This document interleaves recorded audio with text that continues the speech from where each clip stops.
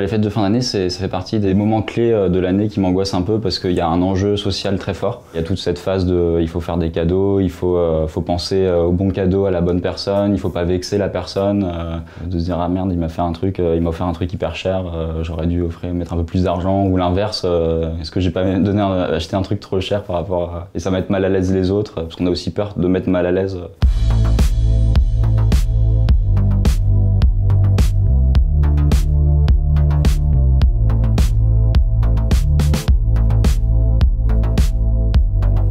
La soirée du Nouvel An, c'est un moment qui est peut-être le paroxysme de l'anxiété pour moi.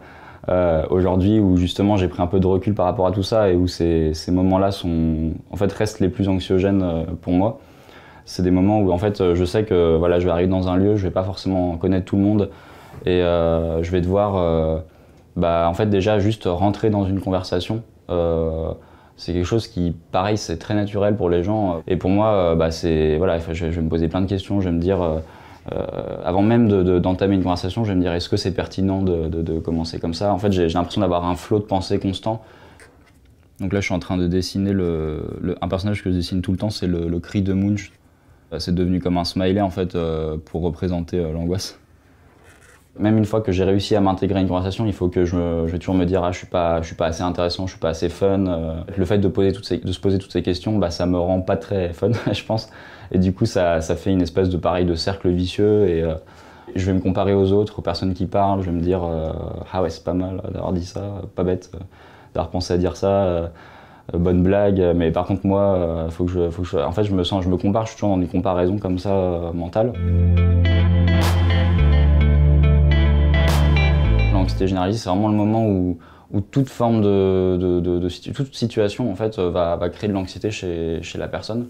D'être sociable, de rencontrer des gens, de discuter, d'interagir, créer des liens sociaux, s'endormir le soir. Toutes ces choses-là, c'est des choses qui pour moi, comme s'il me manquait un manuel à la naissance que j'avais pas eu et que je dois tout réapprendre en fait. Là, je fais un dessin où je suis chez moi sur mon canapé comme ça et je regarde les réseaux et je suis un peu paniqué parce que je vois ce que font les gens.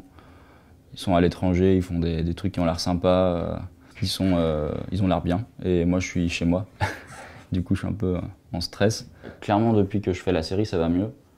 Et je sais pas si c'est durable, s'il va y avoir des relents, faut voir. Mais dès lors qu'on prend un peu de recul et en fait, on se rend compte aussi que l'anxiété, c'est drôle.